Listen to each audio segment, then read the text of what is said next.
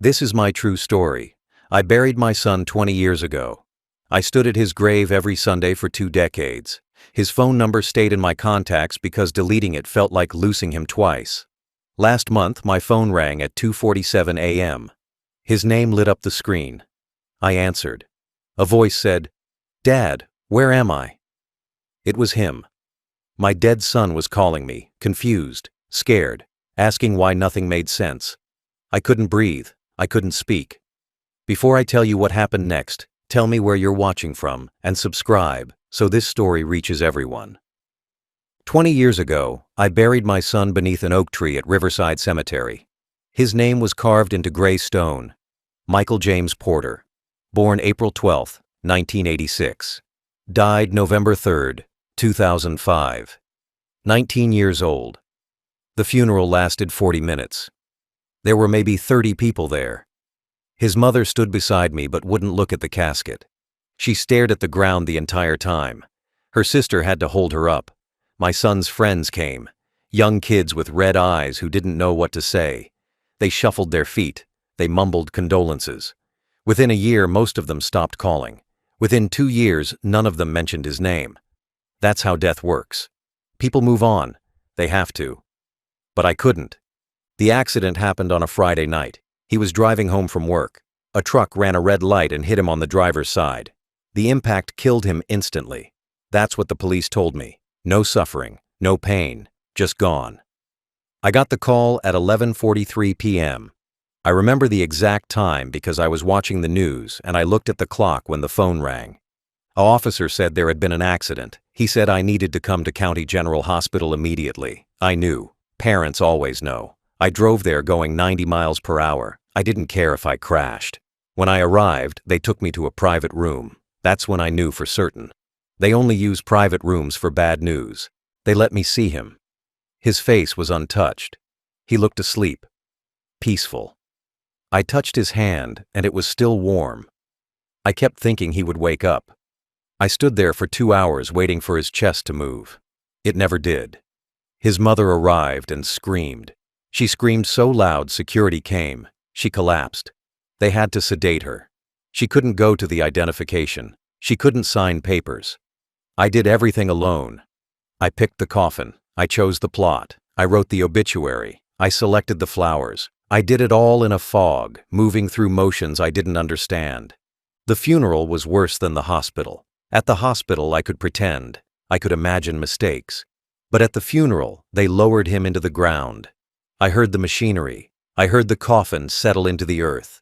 People threw flowers onto the lid. His mother threw a letter she had written. I threw nothing. I just watched. After everyone left, I stayed. The workers filled the grave, shovel by shovel. I watched every minute. I needed to see it finished. I needed to know he was really down there. When they packed the last of the dirt, I finally walked away. For 20 years, I visited every Sunday. Rain, snow, heat, didn't matter. I brought flowers. I talked to him. I told him about my week. I told him things I couldn't tell anyone else. His mother stopped coming after the first year. She said it hurt too much. She said she needed to move forward. We divorced 3 years after he died. Grief killed our marriage. She remarried. She had another child. She built a new life. I couldn't.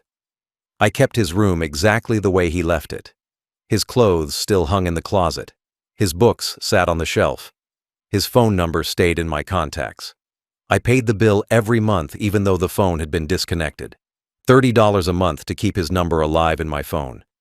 People said I needed therapy. People said I needed to let go. I didn't care what people said. I learned to live around the emptiness. You don't get over losing a child. You just learn to walk carefully around the hole they leave behind. You learn to function. You go to work. You pay bills. You pretend you're fine. But you're never fine. Every birthday that passes without them is torture. Every Christmas, every milestone they'll never reach. I watched his friends graduate college, get married, have children. My son stayed 19 forever, frozen in time. A boy who never got to become a man. I accepted it. I had no choice. Dead is final. Until last month, when his number lit up my phone at 2:47 in the morning. Last month, on September 14th, my phone rang at 2:47 a.m. I was asleep. The sound jolted me awake. I grabbed the phone off my nightstand and looked at the screen. The name said Michael, my son's name. His contact photo stared back at me. A picture from his 18th birthday, smiling, alive. I sat frozen in bed holding the phone, my heart hammered in my chest. The room felt cold. My hands started shaking so badly I almost dropped it. This couldn't be real. The number had been disconnected for 19 years. I kept it in my contacts, but it didn't work. I had tried calling it hundreds of times over the years. It always went to a recorded message saying the number was no longer in service. But now it was calling me. The phone kept ringing. 4 rings, 5 rings. I couldn't move. My thumb hovered over the answer button, but I couldn't press it. What if it was a mistake? What if it was some sick prank? What if I answered and heard nothing? On the 6th ring, something inside me broke. I pressed the button. I lifted the phone to my ear. For 3 seconds I heard nothing, just silence. Dead air. Then I heard breathing. Slow breathing. In and out. Steady. Human. Someone was there. My throat closed up. I couldn't speak. I tried to say hello, but no sound came out. Then a voice spoke. Dad? One word. Quiet. Confused. Scared. My son's voice. I know my son's voice. I heard it every day for 19 years. I heard it in my dreams for 20 years after. This was him. Not a recording. Not a memory. Him. Actually, him. Speaking to me through the phone. My vision blurred. Tears ran down my face. I still couldn't speak. My body wouldn't work. Dad, are you there? He said again. His voice cracked. He sounded desperate, lost. I forced air into my lungs. I forced words out of my throat. Michael? I whispered. My voice didn't sound like my own. Silence on the other end. Long silence. Then, yeah, it's me. Where am I? His question made no sense. Where was he? What kind of question was that? What do you mean? I asked. My voice was shaking. Where are you calling from? More silence. I heard him breathing faster now, panicked breathing. I don't know, he said. I don't know where I am. Nothing makes sense. Dad, something's wrong. Everything feels wrong. I stood up from my bed. I turned on the light. I needed to think clearly, but my brain wasn't working. My son was dead. I buried him. I watched them put him in the ground. This couldn't be happening. Michael, what's going on? I asked. Where have you been? I didn't know what else to say. What do you ask someone who's been dead for 20 years? He made a sound like a sob. I don't know, he said. I remember the accident. I remember the truck hitting me. I remember dying. I felt it, Dad. I died. But then I woke up and everything was different. I look different. I feel different. I'm in some place I don't recognize and people walk right past me like I'm not even here. I've been trying to figure out what happened, but nothing makes sense. I found a phone. Your number was the only one I remembered. My legs gave out. I sat down hard on the edge of my bed. My son remembered dying. He knew he died, but he was talking to me. How was he talking to me? Are you hurt? I asked. Stupid question. He's dead. But he's calling me. Nothing made sense. No, he said. I'm not hurt. But I'm scared. I don't understand what's happening. Can you come get me? Please? His voice broke on the word, please. He sounded like a little boy again, lost and afraid and needing his father. Tell me where you are, I said. Give me an address. I'll come right now. I don't know the address, he said. I'm in a building. It's dark. There are apartments. I'll try to find something with an address on it. I heard movement through the phone, footsteps, a door opening. Then the line went dead. Just like that. Gone. I pulled the phone away from my ear and stared at it. The call timer showed 9 minutes and 43 seconds. I immediately called back. The recording played. The number you have dialed is no longer in service. I tried again. Same message. I tried 15 more times. Same message every time. My dead son had just called me asking for help. And then he vanished. I didn't sleep the rest of that night. I sat on my bed staring at my phone until the sun came up. I kept replaying the call in my head. His voice, the way he said Dad, the fear in his tone, the confusion. It wasn't a recording. Recordings don't hesitate. Recordings don't ask questions. Recordings don't sound lost. This was a real conversation with a real person who knew things only my son would know. He knew about the accident. He knew my number. He knew who I was. But my son was dead. I saw his body. I touched his cold hand at the hospital. I watched them close the coffin. I watched them bury him 6 feet under the ground. At 6:30 a.m., I drove to the cemetery. I needed to see the grave. I needed proof he was still there. The morning was cold and gray. Fog hung low over the headstones. I parked and walked to the oak tree. His grave looked exactly the same as it always did. Gray stone. Fresh flowers from my visit 3 days earlier. The ground was solid and undisturbed. No one had dug him up. No one had touched the earth. I knelt down and put my hand on the grass. It was cold and wet with dew. "Michael," I whispered. "Are you down there?" Stupid question. Of course he was down there. I buried him myself. But then who called me? I stayed at the grave for an hour. I didn't pray. I'm not religious. I just sat there trying to make sense of what happened.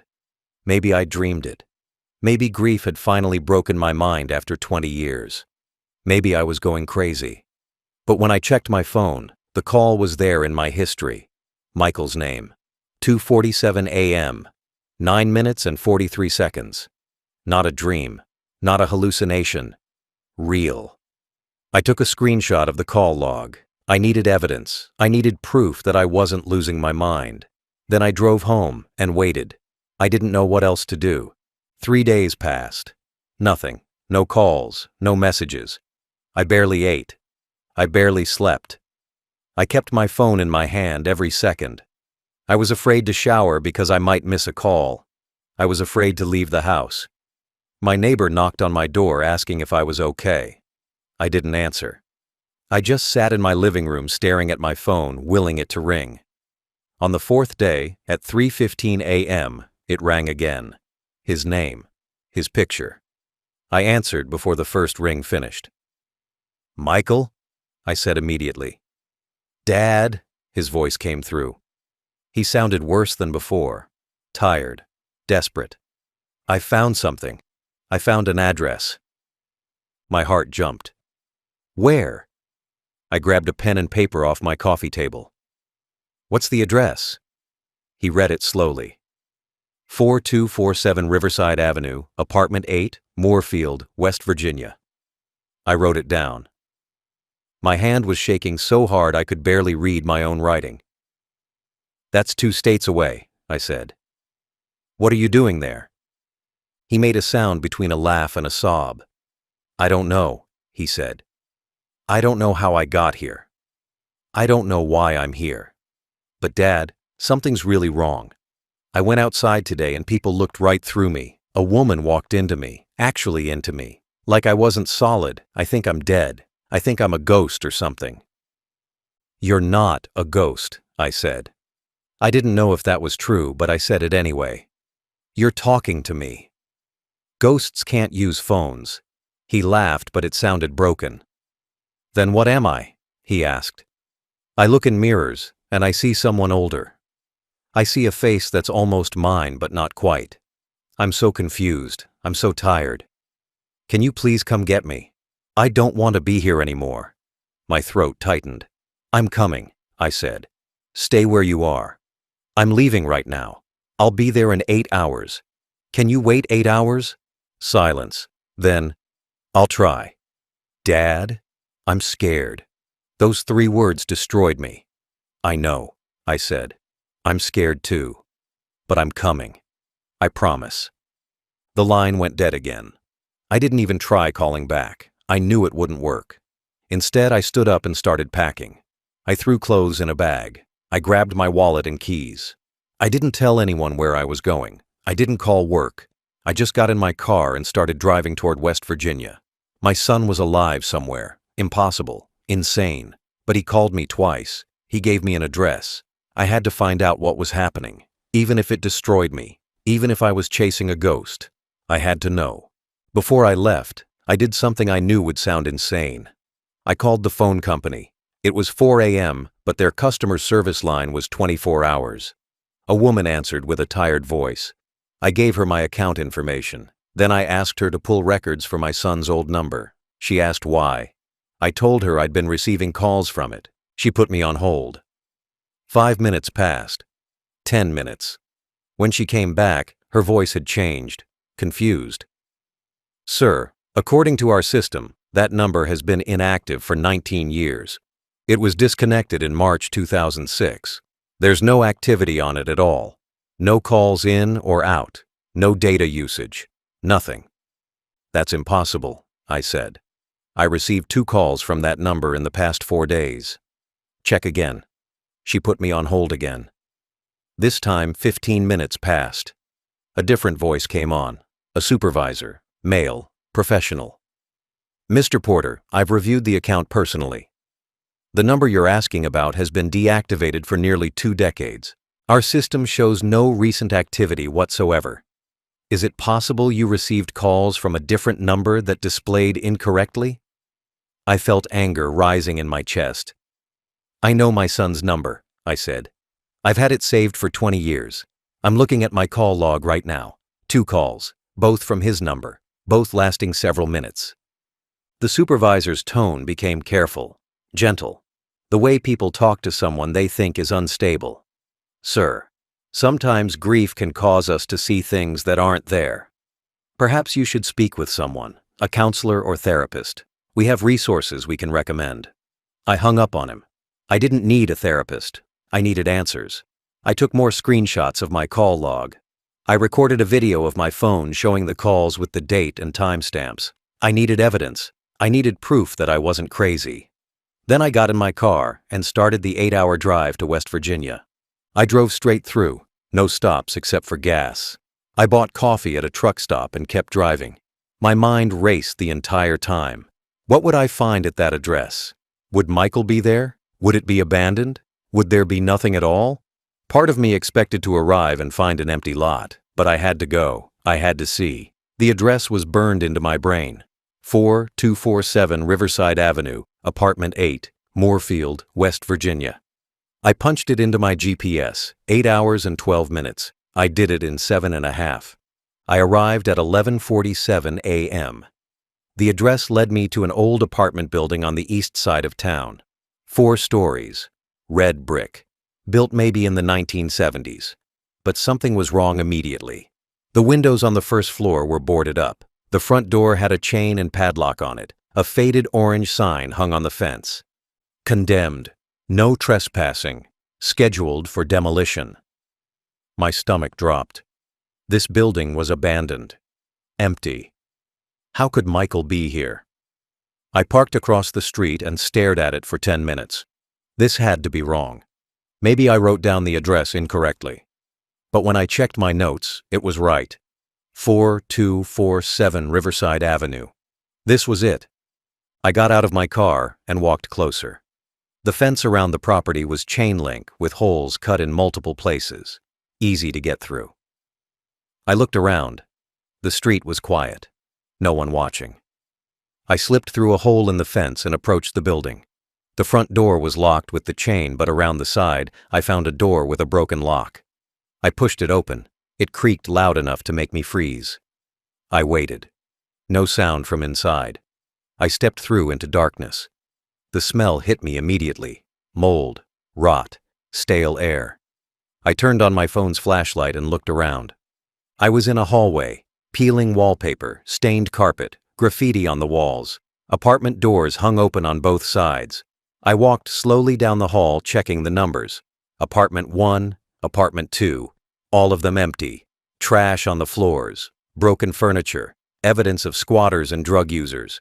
This place had been abandoned for years, maybe a decade. I reached the stairwell and climbed to the second floor. More of the same. Decay, emptiness, silence. I checked every apartment. Nothing. No sign anyone had been here recently. I climbed to the third floor. My hands were shaking. My heart pounded. And then I found apartment 8. Apartment 8 was at the end of the third floor hallway. Unlike every other door in the building, this one was closed. Fully closed. No damage. The number 8 hung straight on the door in brass metal that looked polished. Clean. I stood in front of it for a full minute. Every instinct told me to leave, to run. But I came here for answers. I reached out and turned the handle. It wasn't locked. The door opened smoothly, silently, no creaking. I pushed it open and stepped inside. Then I stopped breathing. The apartment was perfect, completely perfect. While every other unit in the building was destroyed and rotting, this one looked like someone lived here. The walls were painted soft blue, clean, no peeling, no water damage. The carpet was beige and spotless. I could see vacuum lines in it, fresh vacuum lines. The air didn't smell like mold, it smelled like soap and coffee. I walked further inside and my legs felt weak.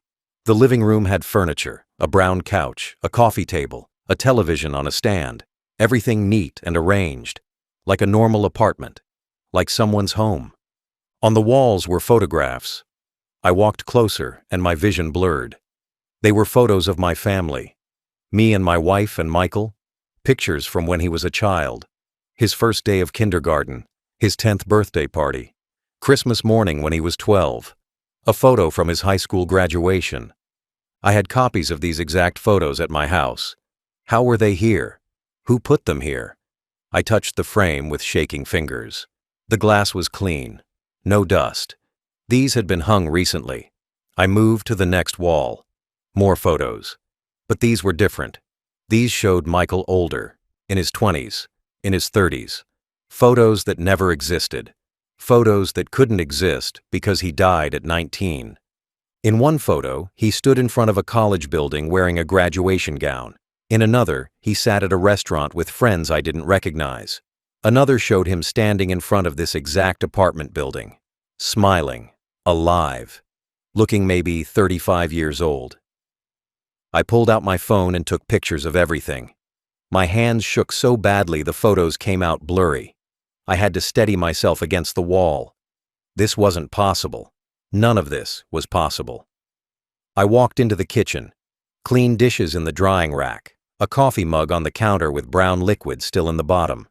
I touched it, still slightly warm. I opened the refrigerator. Food inside, milk, eggs, leftovers in containers. I checked the date on the milk. It expired in 5 days. Fresh, recent. Someone was living here. Someone was eating here. In a condemned building scheduled for demolition. I closed the refrigerator and saw a note held to the door by a magnet. My heart stopped. The note was handwritten on lined paper. I recognized the handwriting immediately. Michael's handwriting. The same messy scrawl he'd had since middle school. I pulled the note off the fridge and read it. Dad, if you're reading this, I don't know what's happening to me. I woke up here 3 weeks ago with no memory of how I got here. I have ID that says my name is Marcus Powell. I'm 38 years old. I work at a factory. I have an apartment and a life I don't remember living.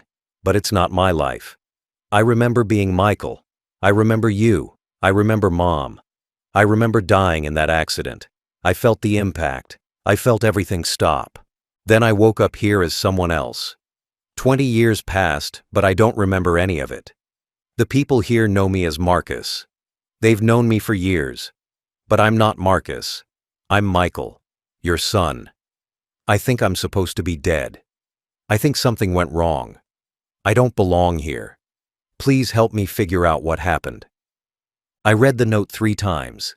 My vision kept blurring with tears. I folded it carefully and put it in my pocket. Then I walked to the bedroom. The door was half open. I pushed it all the way and looked inside. A bed neatly made. A dresser with more photos on top. A closet with clothes hanging. Men's clothes. Size large. Michael wore size large. On the nightstand sat a wallet and a set of keys. I picked up the wallet and opened it. Inside was a driver's license. The photo showed a man who looked like an older version of my son.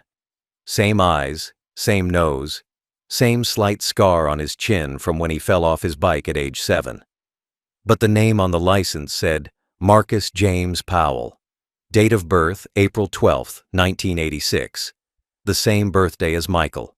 Address 4247 Riverside Avenue, Apartment 8, Moorfield, West Virginia. I sat down on the bed because my legs wouldn't hold me anymore. My son died 20 years ago. I buried him.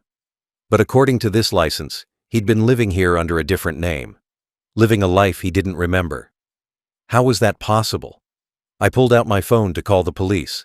Then I stopped. What would I tell them? My dead son is alive, but doesn't remember being alive? They'd think I was insane. I put the phone away. I needed more answers first. I needed to understand what happened before I involved anyone else. I stayed in that apartment for 2 hours, searching through everything. I found bills addressed to Marcus Powell going back 5 years. Electric bills, water bills, pay stubs from Moorfield Manufacturing, all showing regular payments. A normal life. In a drawer, I found a lease agreement signed 3 years ago, Marcus Powell's signature, but it looked almost identical to how Michael used to sign his name. In another drawer, I found medical records, hospital visits, prescriptions, a file from a neurologist. I sat on the couch and read through every page. The medical records told an impossible story. According to the documents, Marcus Powell had been admitted to County General Hospital on November 3, 2005. The same hospital where my son died. The same date, the same night. He'd been in a severe car accident, multiple injuries, head trauma. He was in a coma for 6 days. When he woke up, he had complete amnesia. No memory of his life before the accident. No memory of his identity. No ID was found at the scene. He became a John Doe. The hospital kept him for 3 weeks while they searched for family. No one ever came forward. No one claimed him. I read the words over and over. November 3, 2005. The night Michael died. The same hospital. The same type of accident. My hands started shaking. I kept reading. After he was released from the hospital, social services helped him. They gave him temporary housing. They helped him get ID under the name he chose for himself. Marcus Powell. He couldn't remember his real name, so he picked a new one. He got a job. He built a life from nothing. A life as a stranger to himself. The records showed years of therapy, depression, anxiety, trauma from not knowing who he was. But he survived. He kept going. I found a business card clipped to the medical file. Dr. Sarah Chen, neurologist, County General Hospital. I called the number immediately. A receptionist answered. I asked to speak with Dr. Chen. She asked what it was regarding. I didn't know what to say. I need to ask her about a patient named Marcus Powell, I said. It's urgent. It's about a case from 20 years ago. The receptionist put me on hold. 5 minutes later, a woman's voice came on the line. This is Dr. Chen. Who am I speaking with? My name is David Porter, I said. My son Michael died in a car accident on November 3, 2005 at County General Hospital. You treated a John Doe the same night. Same accident, same injuries. He woke up with amnesia and became Marcus Powell. I need to know what happened that night. Silence on the other end. Long silence.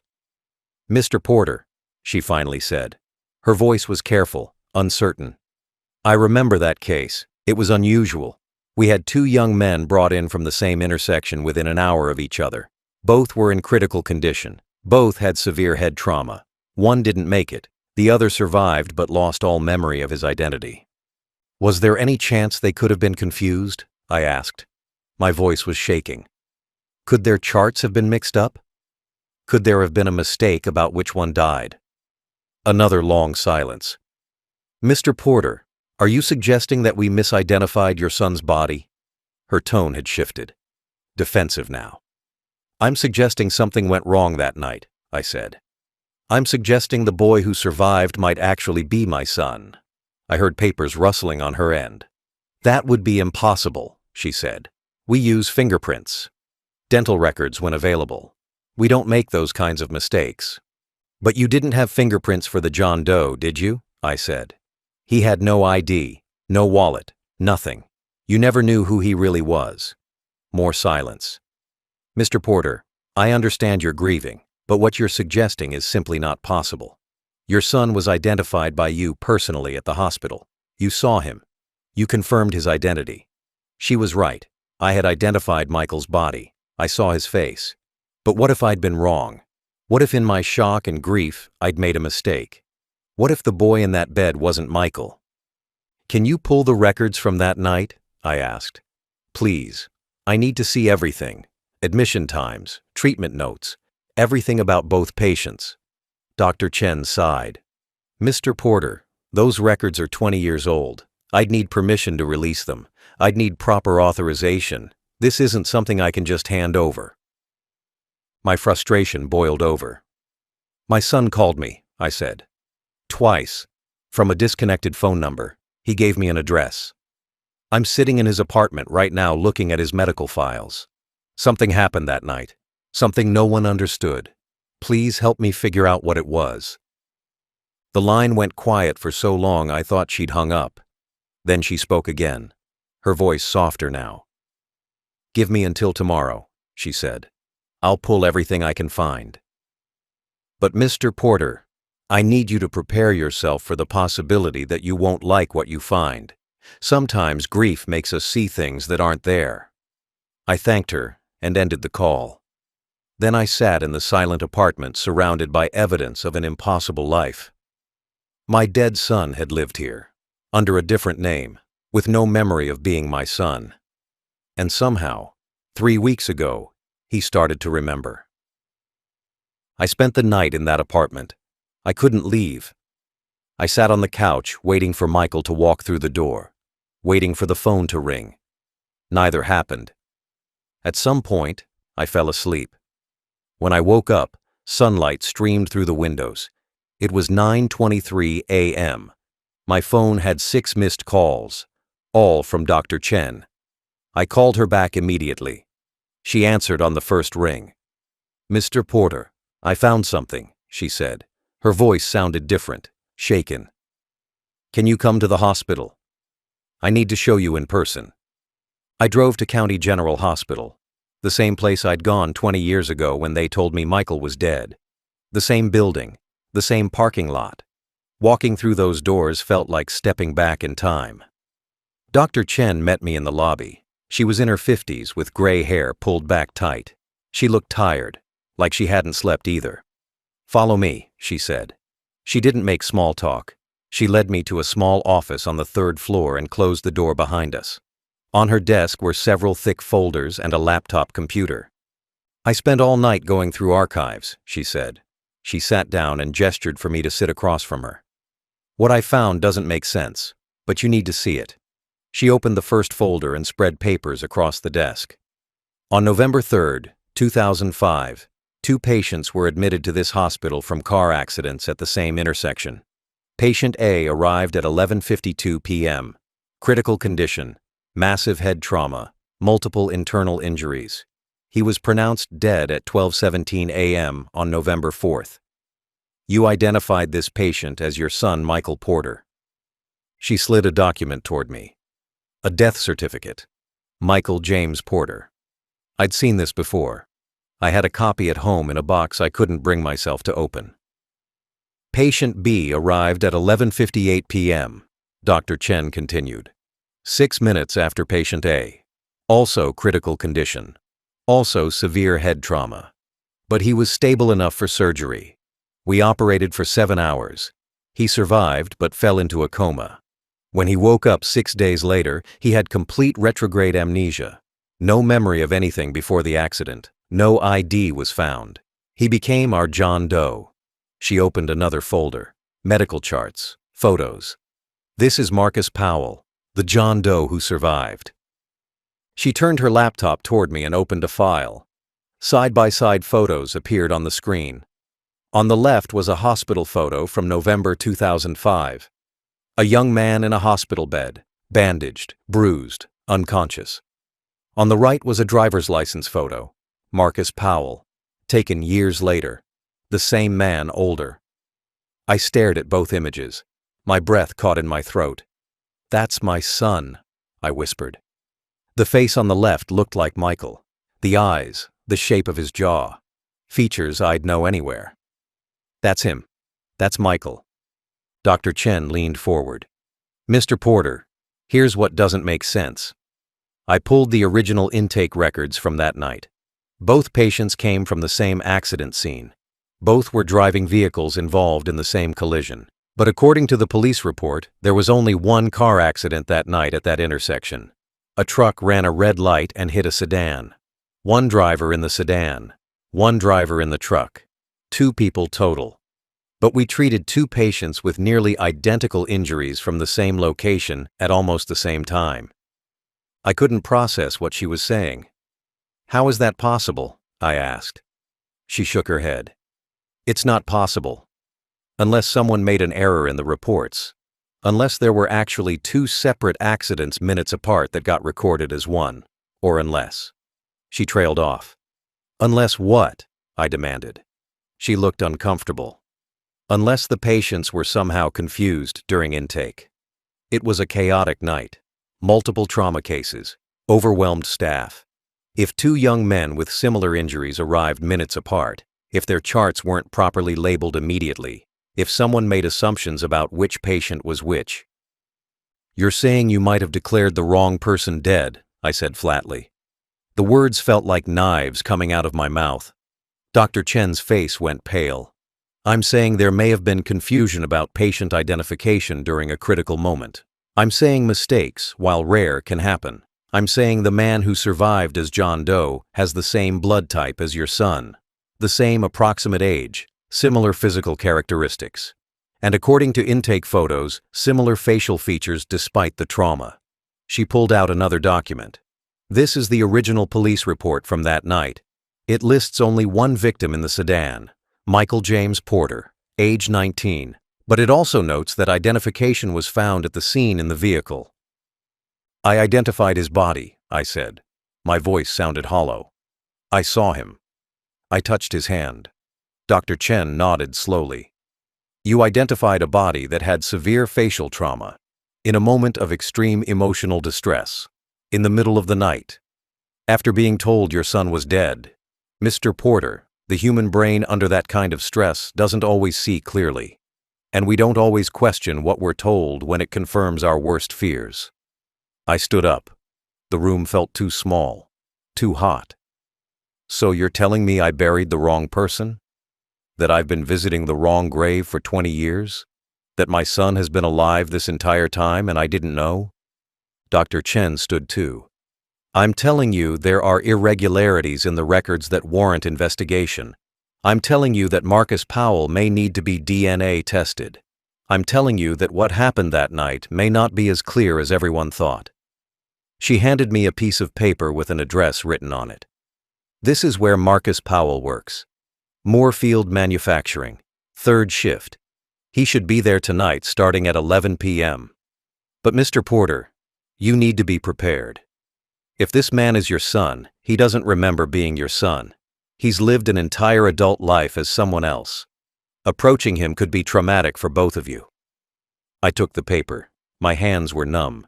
If there's even a chance he's Michael, I have to see him, I said. I have to know. Dr. Chen nodded. I understand. I've arranged for a DNA test kit. If you can get a sample, a cheek swab, or even a hair with the root attached, we can run it against your DNA. We'll know for certain within 48 hours. She handed me a small plastic bag with a sterile swab inside. I put it in my pocket. One more thing, she said as I turned to leave. If this is your son, if Marcus Powell is actually Michael Porter, you need to understand that he's not the same person you lost. 20 years of living as someone else changes a person. Even if the DNA matches, the boy you knew is gone. I went to Moorfield Manufacturing that night at 10:45 p.m. The factory sat on the edge of town, surrounded by empty fields. A large metal building with trucks parked outside. Bright lights illuminated the parking lot. I sat in my car watching workers arrive for the night shift. Men in jeans and work boots carrying lunchboxes. I didn't know what Marcus Powell looked like now. I only had the driver's license photo and the pictures from the apartment. Would I recognize him? Would I see my son in a stranger's face? At 10:52 p.m., a silver Honda pulled into the lot and parked 3 spaces from me. A man got out. Tall, maybe 6'1", wearing jeans and a brown jacket. He grabbed a backpack from the passenger seat and started walking toward the factory entrance. I couldn't see his face clearly in the dark, but something about the way he moved made my chest tighten. The walk, the slight slouch in his shoulders. Michael used to walk exactly like that.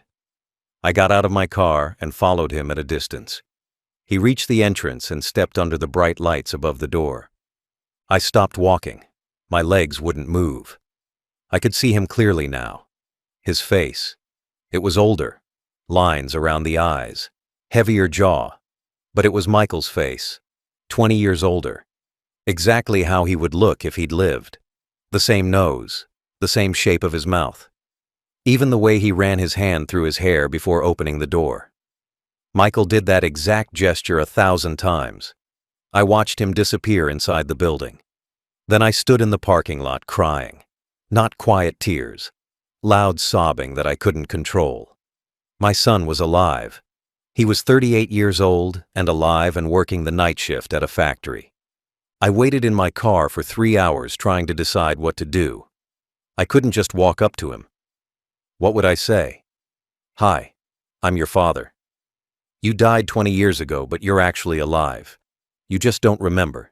He'd think I was insane. He'd call security. I needed proof first. I needed the DNA test. At 2:15 a.m., workers started coming out for their break. Groups of men smoking cigarettes and drinking coffee from thermoses. Then I saw him. Marcus. Michael.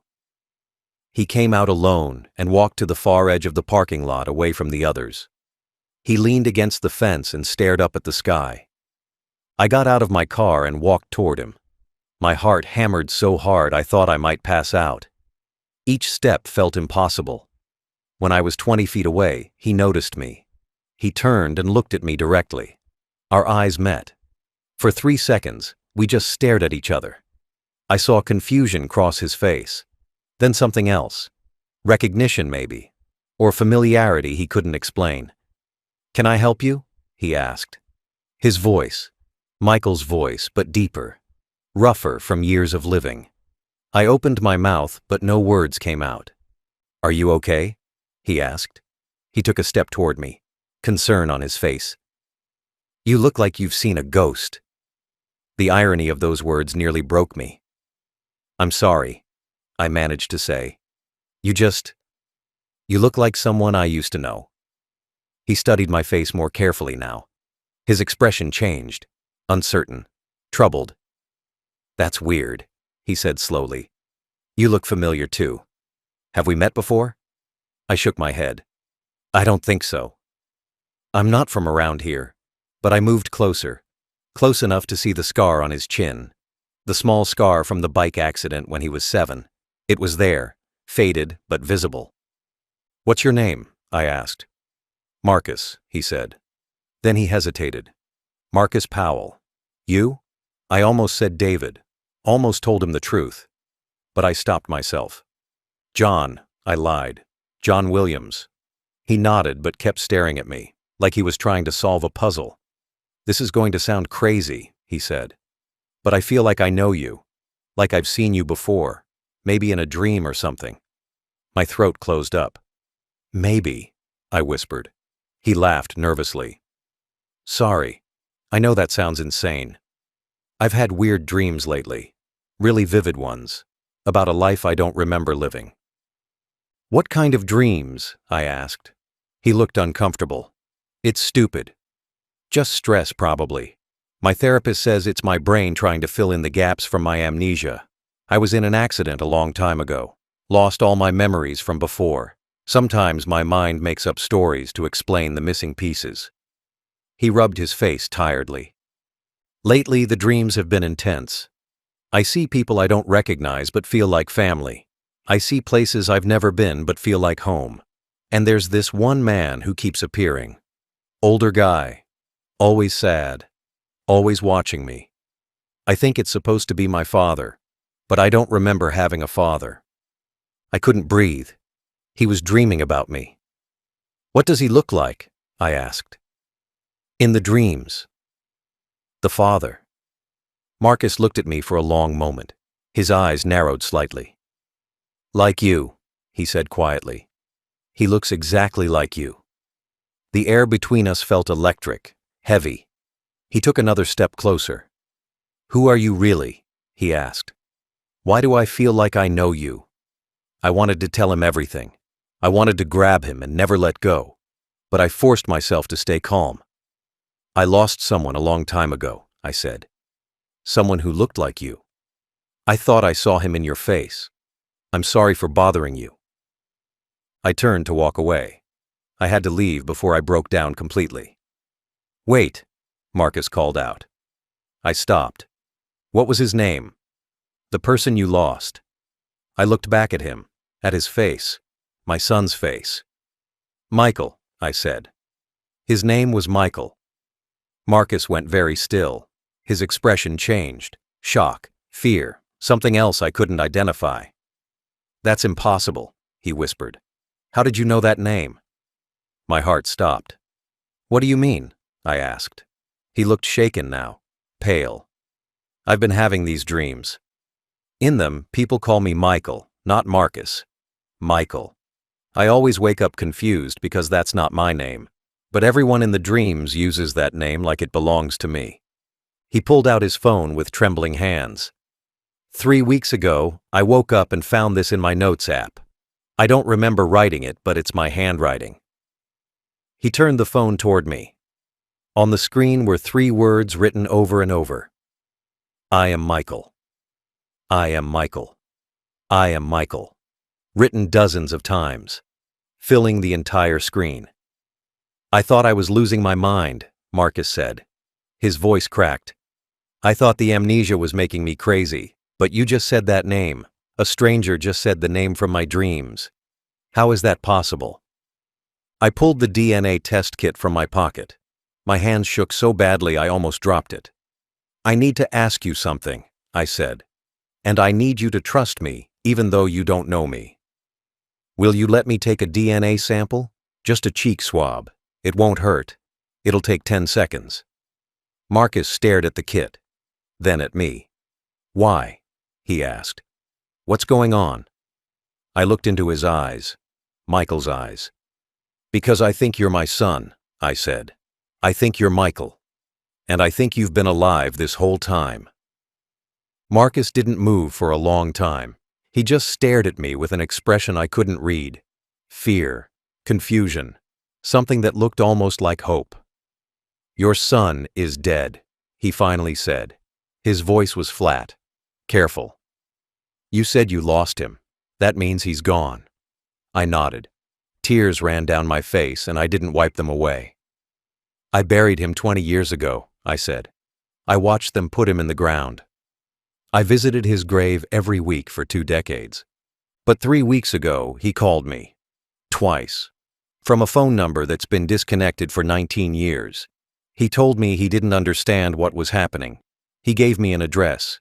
Your address.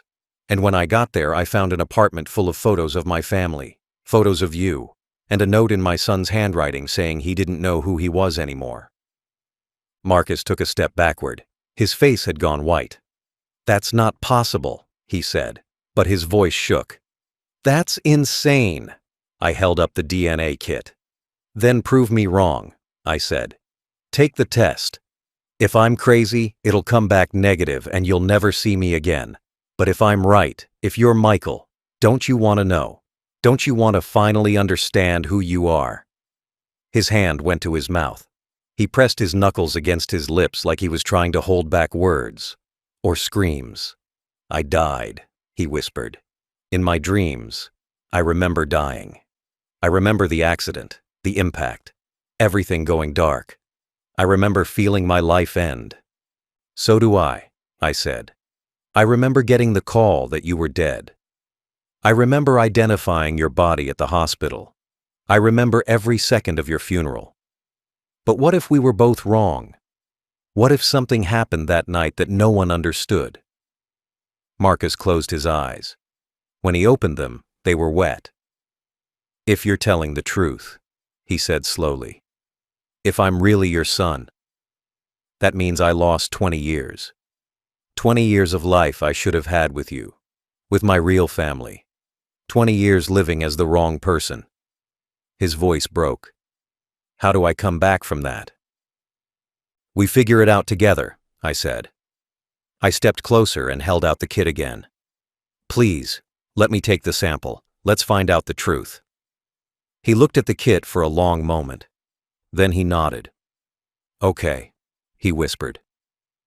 I opened the package with shaking hands. I pulled out the sterile swab. Open your mouth, I said. He did.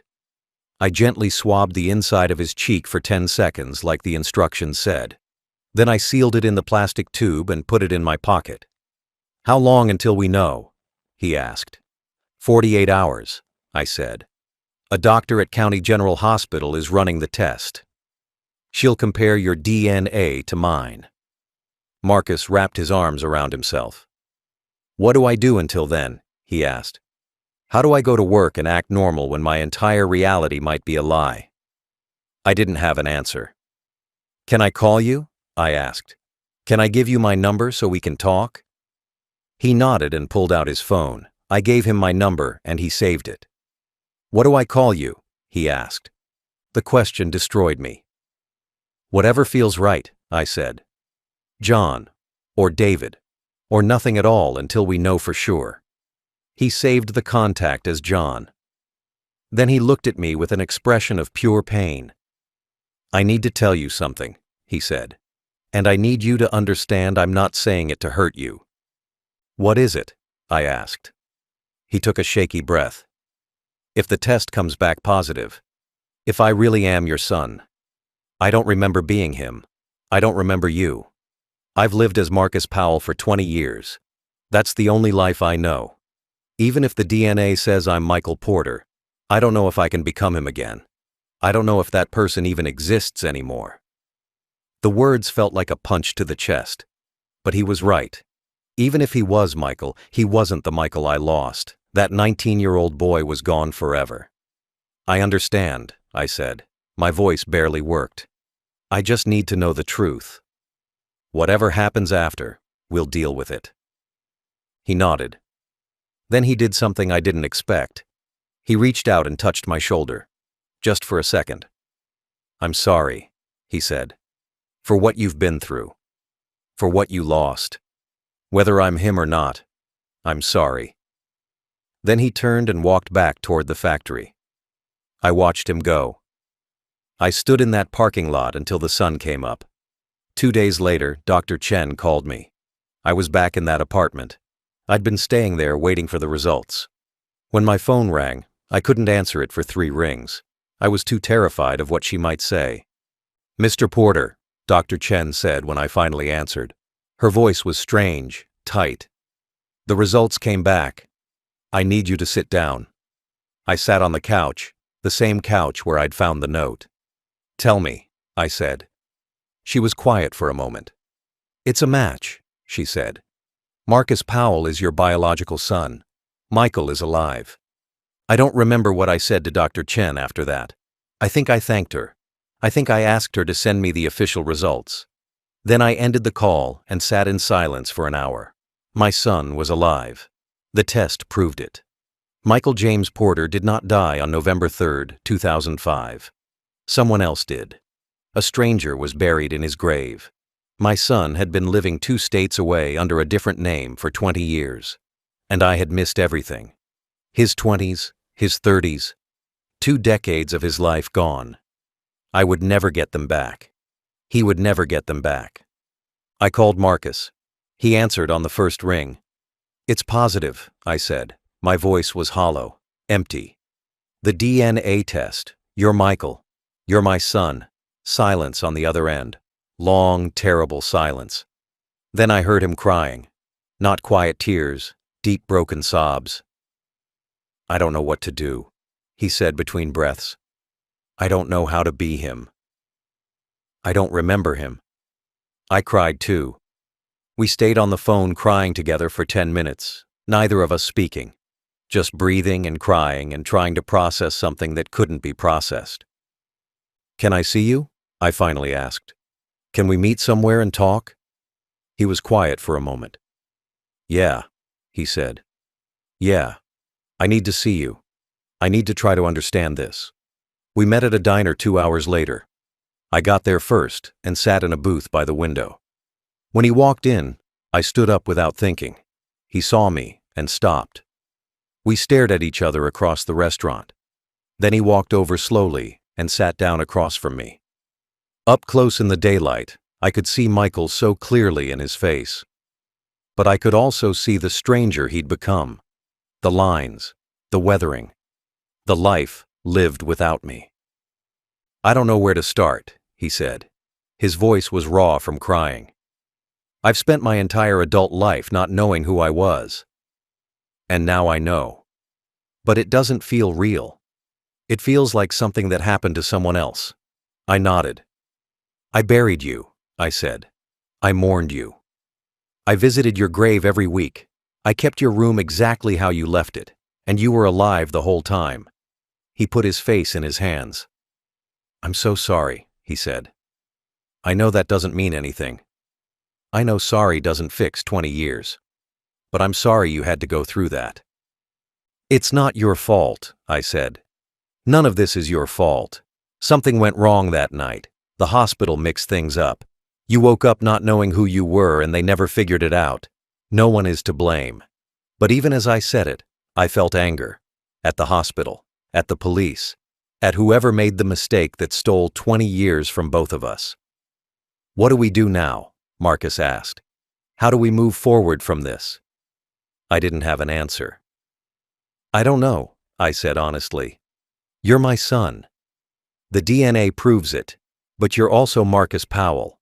You have a life, a job, an identity. I can't ask you to give that up and become someone you don't remember being. He looked at me with wet eyes. But I want to try, he said. I want to know who I was. I want to know you. I want to understand the life I lost. Even if I can never fully remember it, I want to try. Those words gave me something I hadn't felt in 20 years. Hope. Then we take it slow, I said. We spend time together. We talk. I tell you stories about who you were. You tell me about who you've become. We figure this out one day at a time. He reached across the table. His hand shook. I took it. His hand was bigger than I remembered, rougher. But when I held it, I felt something I thought I'd never feel again. My son's hand in mine. We sat in that diner for 4 hours. I told him about his childhood, his first words, his favorite toys, the time he broke his arm falling out of a tree, his graduation, his dreams of going to college. He listened to every word like he was hearing a story about a stranger. Maybe he was. But sometimes recognition flickered in his eyes. Small moments where something I said touched a memory buried deep. We exchanged phone numbers properly this time, not as John Williams and Marcus Powell, as David Porter and Michael Porter, father and son. Over the next 3 months, we met every week, sometimes at the diner, sometimes at his apartment. Once, he came to my house and saw his old room. He stood in the doorway staring at posters on the walls and books on shelves. It feels like a museum, he said quietly, like I'm looking at artifacts from someone else's life. I told him about his mother, how she'd remarried, how she'd moved on. He said he wasn't ready to meet her yet, maybe never. Some wounds were too deep. I understood. I contacted the cemetery and had the grave examined. The body buried there was tested. It belonged to a 19-year-old named Christopher Hayes, a runaway with no family, no one looking for him. He'd died in my son's place and been buried under my son's name. I had his remains moved to a proper grave with his real name on the stone. The calls stopped after the DNA test came back. Michael's number never rang again. Whatever had caused it, whatever impossible thing had reached across 20 years to bring us together, was finished. I'd brought him home. Not the way I'd imagined, not as the boy I'd lost, but as the man he'd become. We would never get back the time we'd lost. We would never have those 20 years. But we had now. We had tomorrow. We had a second chance that shouldn't have existed. I buried my son 20 years ago. I mourned him. I visited his grave. I thought he was gone forever. Then he called me from beyond death and said he was just lost, and I brought him home.